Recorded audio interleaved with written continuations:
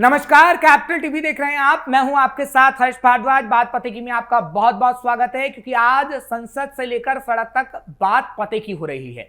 संसद की अगर हम बात करें तो इस वक्त जब हम आपके सामने खबर लेकर आए हैं, बात पते की लेकर आए हैं, तो चर्चा चल रही है नीट पेपर लीक मामले को लेकर जो बवाल हुआ देश के अंदर।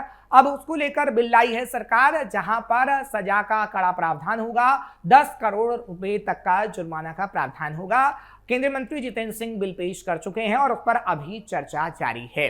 आज इस पर बात करेंगे, साथ ही साथ अखिलेश यादव पर भी बात होगी, क्योंकि अखिलेश यादव और राहुल गांधी दोनों अपने अपने दावे कर रहे हैं कि ये 2029 में कहीं ना कहीं महागठबंधन की सरकार बनेगी और 2027 में अखिलेश यादव कह रहे हैं कि पीडीए का फॉर्मूला हमारा चल जाएगा। 3 खास मेहमान मेरे साथ जुड़े, चर्चा की शुरुआत करते हैं। अविरल साहब हैं, बीजेपी के नेता। अविरल साहब, आपका बहुत बहुत स्वागत कर रहा हूं, आप चर्चा में शामिल हो रहे हैं मेरे साथ। डॉक्टर राम श्रीवास्तव जी हैं, राजनीतिक विश्लेषक के तौर पर। राम जी, आपका भी बहुत बहुत स्वागत कर रहा हूं। नसीम साहब, आपका भी सबसे पहले स्वागत है, क्योंकि आप समाजवादी पार्टी के नेता हैं, आपका स्वागत कर रहा हूं।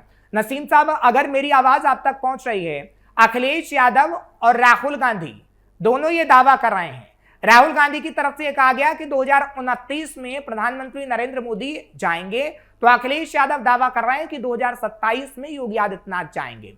अगर मैं पेपर लीक मामले की बात करूं तो पेपर लीक का मुद्दा संसद के अंदर है, चर्चा हो रही है और इस वक्त बताया जा रहा है कि किस तरीके से विपक्षी पार्टी की जब सरकार थी तो कितने पेपर लीक हुए थे। इसी से शुरुआत करेगा, क्योंकि संसद के अंदर बीजेपी ने बताया है कि चाहे समाजवादी पार्टी हो या फिर कांग्रेस की सरकार, कितने पेपर लीक हुए थे जब सरकार में आप लोग थे। देखिए, मैं आपसे एक बात कह रहा हूं, अगर जो अखिलेश यादव जी ने ये बात कही है, सरकार वापस जाएगी 2027 में, भारतीय जनता पार्टी की, योगी जी की सरकार जाएगी, तो निश्चित रूप से जाएगी।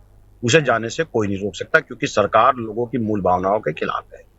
उसकी बड़ी वजह यह भी है कि हम इसको एक बात से और कह रहे हैं कि जो भारतीय जनता पार्टी 2024 के अंदर लोकसभा चुनाव हारी, और हार नहीं बोलेंगे इसे, कि जो बहुमत में थी और बहुमत के बाद में जो है वो गठबंधन की सरकार बनी और बहुमत पूरा नहीं मिल पाया, और उत्तर प्रदेश के अंदर जहां से भारतीय जनता पार्टी इस देश की सबसे बड़ी पार्टी बनी और आज 12-13 साल से सत्ता में है, तो वो सिर्फ उत्तर प्रदेश की वजह से है, क्योंकि प्रधानमंत्री जो नरेंद्र मोदी है, जब वो मुख्यमंत्री थे, वो भी लोकसभा चुनाव लड़ने उत्तर प्रदेश वाराणसी में आए थे। उन्होंने कहा था माँ गंगा ने मुझे बुलाया है, और उसी उत्तर प्रदेश ने इन लोगों को 72-73 सीट दी। आप सोचिए कि 72-73 सीट एक प्रदेश से मिलना, ये अपने आप में बहुत बड़ी उपलब्धि होती है। और 500 साल के मंदिर, जो 500 साल की मांग थी इस देश के हिंदू धर्म की, बाबर जी की जगह पर राम मंदिर बनाया जाए, उसका बनना, और बनने के बाद नरेंद्र मोदी जी उसके उद्घाटन करना और पूरे देश से लोगों को ला करके उसके दर्शन कराना फ्री में, बसें लगाकर, ट्रेन लगा करके, उसी के दम पर ये लोग बोलते थे कि हम जो है हिंदू मुसलमान करके और मुसलमानों की चूड़ियां टाइट कर रहे हैं। और योगी जी भी अपनी सरकार में मुसलमानों के घर ढा रहे थे, पैरों में गोली मार रहे थे, और अखिलेश आजम साहब और वो अतीक अहमद और मुख्तार अंसारी, इनके खिलाफ जो सरकारी जुल्म चल रहा था, तो उन सब चीज के बाद ये लोग आराम से सोच रहे थे कि हमारी तीसरी जो गवर्नमेंट आएगी वो 300 पार हो जाएगी, और इसीलिए अयोध्या के इनके उम्मीदवार ने कहा भी था कि हमें 300 दे दीजिए, हम संविधान खत्म कर देंगे।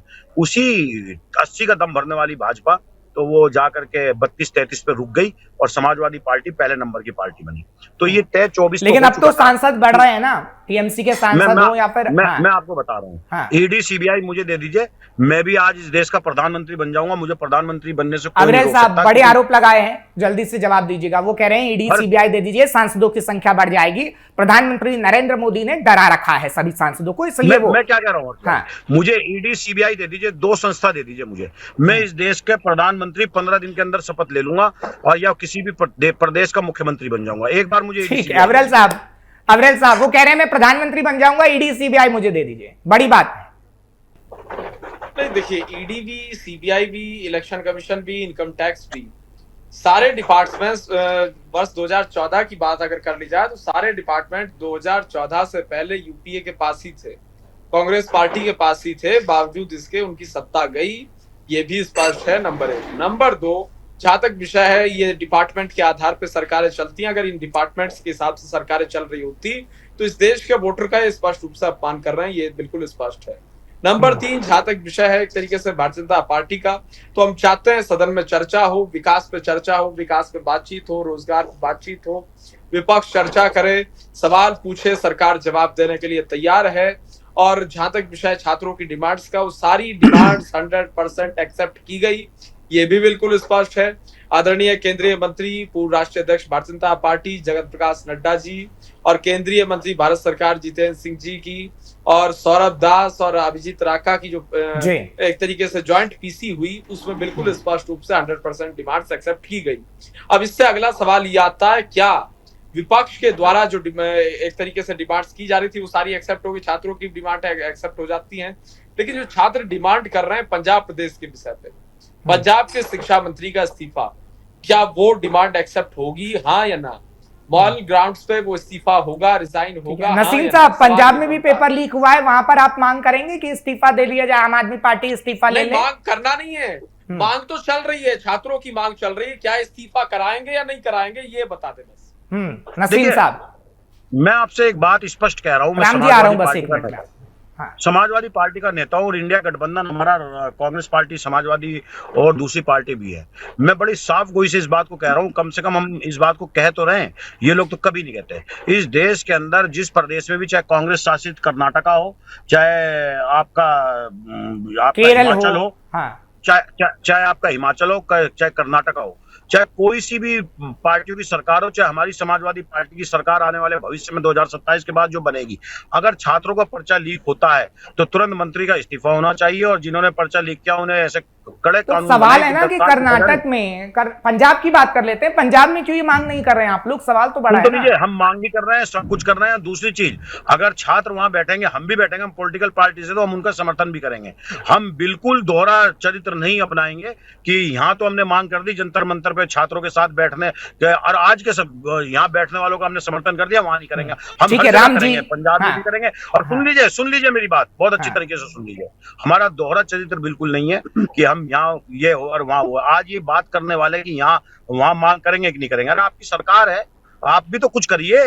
या आप नहीं करेंगे, सब कुछ विपक्ष से ही कराएंगे, आप क्यों नहीं करते कुछ? वहां तो आपकी सरकार नहीं, चलिए पंजाब में बैठाइए अपनी पूरी भाजपा को, ले जाके बैठाइए नरेंद्र मोदी जी को। क्यों नहीं करते हैं? क्योंकि ये जितने भी पर्चा लीक करने वाले हैं पूरे देश के अंदर जो भी हैं, ये सब भाजपा के लोग हैं। क्या पंजाब में सरकार है तो करने वाले कौन है ये बताइए?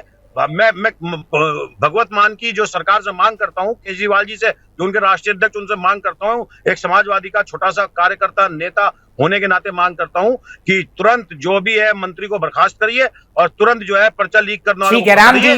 राम जी, नसीम साहब तो ये मांग कर रहे हैं, लेकिन केजरीवाल कल आते हैं, प्रेस कॉन्फ्रेंस करते हैं कि हमारे खिलाफ साजिश हुई, पेपर लीक हमारी सरकार में नहीं हो रहा है। अब ये कह रहे हैं कि सरकार कुछ करती नहीं, केंद्र में मोदी सरकार है, तो संसद के अंदर तो चर्चा चल रही है। राम जी, आप नसीम खान साहब की बात से सहमत हैं? राम जी, क्योंकि आप किसी पार्टी के प्रवक्ता नहीं है, इसलिए आपसे ये सवाल ले रहा हूं। राम जी, देखिए, आपने मुझसे जो सवाल पूछा है बहुत अच्छा सवाल है। पर्चा लीक का राजनीतिक फायदा उठाने की जो कोशिश की जा रही है, मैं उससे पूरी तरह से असहमत हूँ। क्यों? पर्चा लीक का जो गणित है वो एकदम अलग है। कब से चालू हुआ है, कैसे हुआ है, कौन कर रहा है, इसकी जांच अलग से चल रही है ना। कानून अपना काम कर रहा है ना। फिर ये बीच में कहाँ से आ गए?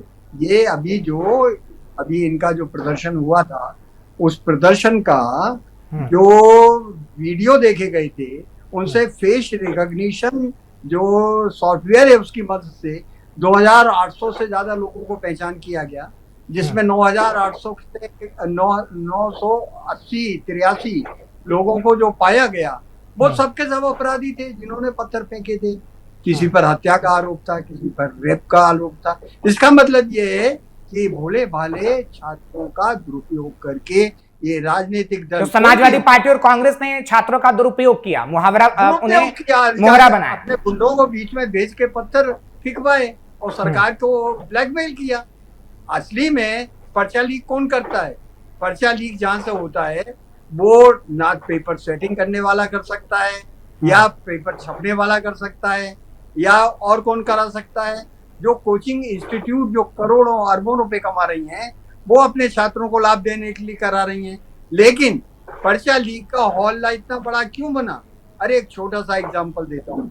एक MP ऑनलाइन करके यहाँ पर पोर्टल है जिसमें हर बच्चे को हर गांव के आदमी को नकल लेने के लिए वहां अप्लाई करना पड़ता है। उसमें मालूम है जिस कंपनी को ठेका दिया गया है वो वहां पर मुश्किल से 18-19 लोग काम करते हैं। उसकी आमदनी कितनी है? उसकी आमदनी अरबों में है। और असली में देखा जाए तो ये जो ठेकेदारी प्रथा बनी है तब से पर्चा लीक ज्यादा होने लगा है, लेकिन कोचिंग इंस्टीट्यूट पर किसी की नजर नहीं है।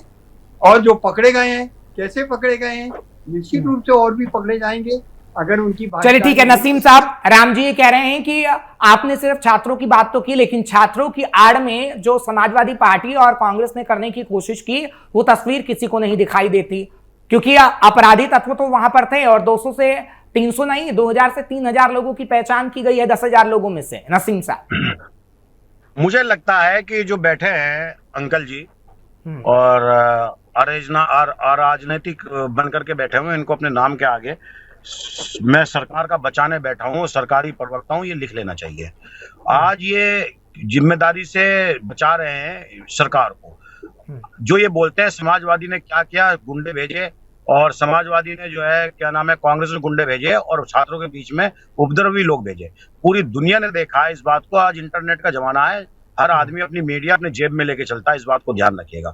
1000 कैमरे होते हैं, कौन पत्थर बरसा रहा था, कौन पत्थर नहीं बरसा रहा था, वहां समाजवादी ने काम किया है। समाजवादी ने वहां डिम्पल यादव जी जो हमारी सांसद हैं उनको गई वहां, उनको भेजा सांसदों के साथ में, उनको भेजा। पूरे दिन डिम्पल यादव जी बच्चों के साथ रही, एक माँ की तरह रही। पूरे दुनिया में वायरल हुई डिम्पल यादव जी, पूरी दुनिया में उनकी सराहना हुई, बच्चों ने देखा इस बात को। लेकिन पुलिस पर जो पथराव हुआ उसकी निंदा आप लोगों ने नहीं की कि पुलिस को भी चोटें लगी।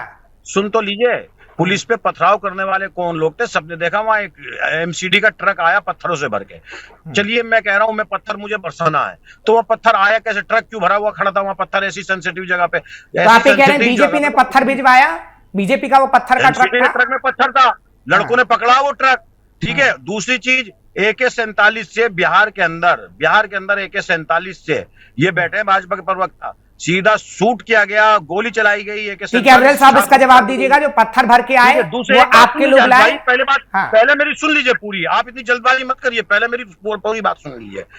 AK-47 वहां छात्रों पे तानी गई, ठीक है। उसके बाद जो ये कह रहे हैं कि हम जीत करके आए हैं और पहले भी ED CBI थी, अरे भाई गन की नोक पर आप सरकारें चलाना चाहते हो। रामपुर के अंदर किसने नहीं देखा था कि एक गली में एक महिला के ऊपर इंस्पेक्टर ने पिस्टल टान कर रोका, बैरिकेड, जैसे कोरोना में लॉकडाउन में बैरिकेड लगा करके लोगों को रोका गया गलियों से निकलने से, इसी तरीके से रामपुर के अंदर बैरिकेड लगा करके लोगों को वोट डालने से रोका गया। बैरिकेड लगा दी गई, चरपाइयां लगा दी गई। और जब औरतों ठीक है नसीम साहब, रामपुर का आजकल आप ज्यादा ही जिक्र करने लगे हैं। आजम खान वजह तो नहीं है, जौहर यूनिवर्सिटी वजह तो नहीं है, और मुसलमानों का वोट बैंक पाना तो वजह नहीं है कि रामपुर का जिक्र आप लोग ज्यादा कर रहे हैं।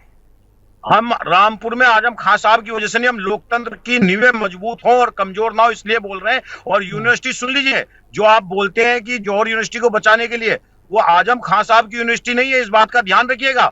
आजम खान साहब ने, हमें गर्व है कि हमारी समाजवादी पार्टी के नेता ने बच्चों को एक पढ़ने का अच्छा स्कूल दिया। तो आजम खान की मदद अखिलेश यादव ने क्यों नहीं की? आजम खान की पत्नी का बयान सामने आया, उनकी तरफ से कहा कि अखिलेश यादव से हमने मदद मांगी लेकिन मदद नहीं दी। मैं कौन कह रहा मदद नहीं की? भाई कौन आपको कह रहा है? पत्नी कह रही है, आजम खान की पत्नी खुद कह रही है सर, बाकायदा अखिलेश यादव मिलने गए थे तभी कहा गया था। कल ही उन्होंने इस बात को कहा और पहले भी उन्होंने इस बात को कहा कि हमारे साथ समाजवादी पार्टी पूरी खड़ी रही, पूरी समाजवादी खड़ी रही, सारे विधायक खड़े रहे। दूसरी चीज, अब वो यूनिवर्सिटी जो मैं आपसे कह रहा था वो आजम खान साहब की यूनिवर्सिटी नहीं है, वो हिंदू मुसलमान सभी दलित सभी छात्रों की यूनिवर्सिटी है। जो छात्र कामयाबी के आसमान पर उड़ना चाहते हैं एक देश की तरक्की के लिए, वो हर उस छात्र की यूनिवर्सिटी है। चलिए ठीक है, आप ही कह रहे हैं कि बीजेपी छात्रों की कामयाबी नहीं चाहती। अफजल साहब जवाब दीजिएगा, मेरी बात सुन लीजिए। अगर उस यूनिवर्सिटी के अंदर थोड़ी बहुत कमियां भी हैं तो उस कमियों को कानूनन सरकार के द्वारा ठीक किया जा सकता है। आज वो यूनिवर्सिटी आजम खां की नहीं है। आजम खां की यूनिवर्सिटी जब थी, वो जब आजम खां का सपना था यूनिवर्सिटी बनाने का, उनका सपना पूरा हो गया है। अब वो यूनिवर्सिटी हिंदू मुसलमान दलित जिनके पास पैसे नहीं है, जो लाचार है, मजबूर है, जो पढ़ना चाहते हैं, बाबा साहब की कलम और किताब हाथ में लेना चाहते हैं, वो प्लेटफॉर्म जौहर यूनिवर्सिटी के माध्यम से। ठीक है अविरल साहब, आपने नसीम साहब की तमाम बातें सुनी। अब वो हिंदू शब्द भी कह रहे हैं, पहले पिछड़ा दलित अल्पसंख्यक कहा जाता था, लेकिन वो कह रहे हैं कि अब हिंदुओं की भी यूनिवर्सिटी है। खैर वो तो अखिलेश यादव की रणनीति है कि किस तरीके से तमाम जातियों को साधना है, क्योंकि देखिए जाति बिना बात नहीं होती बिहार या उत्तर प्रदेश के इलेक्शन में। लेकिन आजम खान को लेकर और छात्रों को लेकर जो कहा गया है नसीम साहब से आपकी तरफ से, उसका जवाब दीजिएगा। हर्ष भाई, फिर आपने मेरे मुंह में मोड़ दी, जुबान दे दी अपनी कि मैंने हिंदू यूनिवर्सिटी कहा। मैंने हिंदू यूनिवर्सिटी नहीं कहा, आपने हिंदू की बात की, मैंने ये नहीं कहा हिंदू यूनिवर्सिटी, मैंने आपने कहा हिंदुओं की यूनिवर्सिटी है। मैंने ये कहा हर हिंदू, मुसलमान, दलित जो बच्चा अपनी कामयाबी के आसमान पर शिक्षा के माध्यम से उड़ना चाहता है, वो हर उस छात्र की यूनिवर्सिटी है, और इसीलिए उसके गेट पर मुसलमान। चलिए ठीक है, अवरल साहब का जवाब सुन के जाइएगा। अवरल साहब जवाब दे रहे हैं आपको, बीजेपी के प्रवक्ता हैं अवरल साहब। जी देखिए, जहां तक विषय है मैं प्रारंभ से ही बात करता हूं। इनके द्वारा बहुत से मुद्दे उठाए गए। यूनिवर्सिटी का तो जो है इन्होंने बाद में मुद्दा उठाया। नंबर 1 तो इन्होंने सीजेपी का विषय उठाया, उसके बाद और तमाम सारे विषय उठाए कि 47 की इन्होंने बात की, बहुत सी इन्होंने बातें की। बिल्कुल स्पष्ट है नंबर 1, अगर बात कर जाए सरकार की, हमारा स्पष्ट मानना है किसी प्रकार से किसी रूप में छात्रों के ऊपर हिंसा नहीं की जानी चाहिए, ना हो सकती है, ना होगी, ना हुई है, स्पष्ट है नंबर 1। नंबर 2, अगर किसी ने हिंसा की है उस पर कार्रवाई होगी, होती है, स्पष्ट है। नंबर 3, जहां तक विषय है, अगर बात कर जाए पुलिस वालों की, तो कांस्टेबल हो, एएसआई हो, एसआई हो, एसएचओ रैंक के अधिकारी हो, आईपीएस रैंक ऑफिसर्स हो, एसीपी हो, डीसीपी हो, वो सारे घायल थे, लहूलुहान थे। क्या वो नहीं दिखे, ये भी बता देना चाहिए। अगला पॉइंट, जहां तक विषय छात्रों की डिमांड्स का, सारी डिमांड्स एक्सेप्ट कर ली गई। अब कम से कम सीजेपी के जो स्पोक्स पर्सन हैं, जो रत्ना सिंह हैं, जो अभिजीत राका हैं, जो सौरभ दास हैं, इन्हें पंजाब के शिक्षा मंत्री का भी इस्तीफा मांग लेना चाहिए पेपर लीक के विषय पे। अगला विषय आता है, जहां तक सीजेपी का विषय है, तो सीजेपी की जो डिमांड्स और एक तरीके से बातचीत थी, सरकार डे 1 से बात करना चाह रही थी, बिल्कुल स्पष्ट है, लेकिन उस ओर से बातचीत का कोई। ठीक है, अखिलेश यादव के पीडीए पे भी आइएगा। आज पोस्टर लगाया गया है, संसद के बाहर पोस्टर लेके वो खड़े थे कि हमारा पीडीए का फॉर्मूला इस बार भी हिट होगा सर, उस पर भी आइएगा। देखिए सब ये एक तरीके से मैं समझता हूँ एक तरीके से बेसरपैर की बात है, बेसलेस है, बेबुनियाद है। और जहां तक विषय है एक तरीके से भारतीय जनता पार्टी का, हमारा स्पष्ट रूप से इस चीज में मानना है, पूर्ण रूप से भारतीय जनता पार्टी गरीब पीड़ित शोषित वंचित दलित आदिवासी। ठीक है, बस नसीम साहब बस एक मिनट में आ रहा हूँ। राम जी सबका साथ सबका विकास, ठीक है राम जी, बीजेपी कह रही है सबका साथ सबका विकास हम चाहते हैं। अगर अखिलेश यादव की बात करें तो पीडीए फॉर्मूले की बात करें, लेकिन नसीम साहब ने यहाँ पर बैठ के कहा कि तमाम जो यूनिवर्सिटी है वो तमाम बच्चों की है, वो हिंदू बच्चों की भी है। लेकिन हिंदू शब्द अभी मैं समाजवादी पार्टी की जुबान से कुछ ज्यादा ही सुन रहा हूं। आपको क्या लगता है कि कुछ वजह है इसके पीछे? बिल्कुल वजह है, सब जानते हैं, अच्छी तरह जानते हैं, उसको कोई बताने की आवश्यकता ही नहीं है, क्योंकि वो जान रहे हैं कि इनकी इस नीति के कारण जो है, तुष्टीकरण की नीति के कारण जो है एक बड़ा तबका मतदाताओं का दूर होता जा रहा है, इसलिए उनको पुचकार रहे हैं, दुलार रहे हैं, उनका नाम बाल बाल ले रहे हैं, उनको मक्खन लगा रहे हैं और मंदिर बनवा रहे हैं, कुछ कर रहे हैं। खैर ये बात बिल्कुल अलग है, लेकिन इनकी चर्चा से मुझे एक चीज समझ में आई। क्या इनके दिमाग में ये बात है कि हम कल से पुलिस वाला अगर वहाँ ड्यूटी कर रहा है, उसको कोई गुंडा पत्थर मार रहा है, तो वो क्या उसकी आरती उतारेगा, गले में हाथ डालेगा? अरे वो डंडा उसको क्यों दिया गया है? उसको अधिकार किस लिए है? राइफल भी पकड़ाई गई है, आत्मरक्षा के लिए पकड़ाई गई है, आपके गुंडों के लिए, राजनीतिक लाभ की प्राप्ति के लिए आप पत्थर भिगवाते हैं, उधम मचवाते हैं। और जिन लोगों के 2873 लोगों की पहचान की गई है, उनमें एक भी छात्र नहीं है। और छात्रों के आंदोलन में आकर वो जो है किस तरह से उधम मचा रहे थे, इसके लिए कौन जवाबदार है? इसके लिए वो जवाबदार है। अब तो वो समय आ गया है कि अगर किसी को बिल्कुल अनुमति दी जाती है प्रदर्शन करने की, तो प्रदर्शन करने वालों का ऑनलाइन रजिस्ट्रेशन कराइए और उसमें देखिए कौन जो है गुंडा तत्व आ रहा है। अगर गुंडा तत्व आ रहा है तो जिस ऑर्गेनाइजेशन ने वो प्रदर्शन किया है उन पर सख्त कार्रवाई होना चाहिए, ऐसा कानून लगाना चाहिए। बल्कि ऑन द कॉन्ट्ररी अगर देखा जाए तो लोकसभा में और विधानसभा में ये जो हंगामा कर रहे हैं, बचकाना खेल कर रहे हैं, बार बार कार्रवाई रोक रहे हैं, इन पर भी सख्त कार्रवाई होना चाहिए। एक सरकारी कर्मचारी, आप ही कह रहे हैं नसीम साहब पे भी कार्रवाई होनी चाहिए। नसीम साहब, हाँ नसीम साहब आपने सुना राम जी ने क्या कहा? वो कह रहे हैं कि एक तो संसद के अंदर आप लोग चर्चा नहीं करते, दूसरा जो गुंडे आते हैं, जो सीजेपी के आंदोलन में गुंडे आए, समाजवादी पार्टी और कांग्रेस ने जो गुंडों को भेजा है उसके लिए पहचान होनी चाहिए। सरकार इस टाइम गुंडागर्दी करवा रही है रोड पे, और प्रोटेस्ट जो कर रहे हैं छात्र उनके ऊपर। और इतना ही राम जी को चिंता है तो राम जी सवाल उठाते हैं कि जो वर्दी पहनकर जिन लोगों को वहां खड़ा होना चाहिए था, वो बिना वर्दी के वहां पर कैसे खड़े थे, बिना नेम प्लेट के कैसे खड़े थे, सादी वर्दी में कैसे खड़े थे, पुलिस का डंडा उन लोगों के हाथ में कैसे था जिनके बाल बड़े बड़े थे, लाल जूते पहन रखे थे, कलावे बांध रखे थे, और जो पुलिस की वर्दी में कहीं से कहीं तक नहीं लग रहे थे, टपोरी और गुंडे लग रहे थे। ये डंडा उनको किसने दिया? सवाल ये खड़ा होना चाहिए, जांच इसकी होनी चाहिए कि आखिर पुलिस का डंडा लेकर के वो लोग वहां कैसे पहुंच गए। यही तो हम ये कह रहे हैं कि पुलिस के आड़ में कुछ लोग ऐसे वहां पे आ गए थे, कुछ लोग वहां भेजे गए थे पुलिस का डंडा दे करके, जो कि पुलिस के साथ भी उन्होंने बर्बरता की और छात्रों लेकिन के साथ भी नसीम जी, बर्बरता की। जो लोगों की पहचान हुई है उसके बैकग्राउंड में ये बताया गया है, बाकायदा पुलिस ये कह रही है कि 10 से 12 मामले उन पर दर्ज हैं। सीलमपुर का एक गैंगस्टर भी पहुंच जाता है सर वहां पर, उसकी तस्वीर भी वायरल हुई थी, उसके लिए क्या करेंगे? मैं ये कह रहा हूं कि अगर ऐसी चीजें मिली हैं और गुंडे वहां पहुंच गए और सब कुछ हो रहा, अभी तो मैंने सुना है एक चैनल पे कि पाकिस्तान से फंडिंग हुई, पाकिस्तान से पैसा आया, तो ये सारे सवाल सरकार पे खड़े हैं, जो 13 साल की सरकार है और अपने आप को बहुत ताकतवर कहती है, जो कहती है कि मेरी चौकीदारी में पंजा भी नहीं लग पाएगा, भले ही राम मंदिर में चंदा चोरी हो जाए, सीसीटीवी में पकड़ा जाए और उन्हीं के लोग पकड़े जाए चंदा चोरी करते हुए।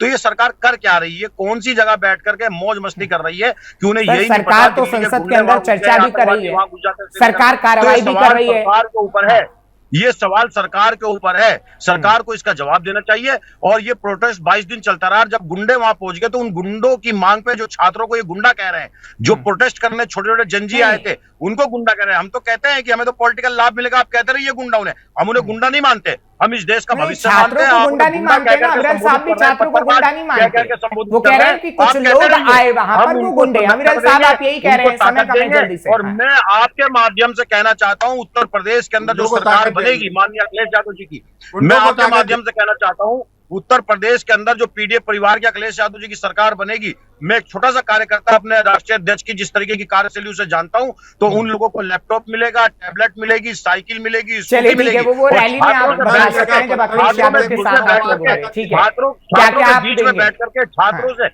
बात की जाएगी और उनके मुद्दों को समझा जाएगा। 2017 और 22 में तो हो नहीं सका ये पॉसिबल। अविरल साहब माफी के साथ मेरे पास समय इतना ही था, फिर हम जरूर मुलाकात करेंगे। बहुत बहुत शुक्रिया आपका, आप मेरे साथ जुड़े।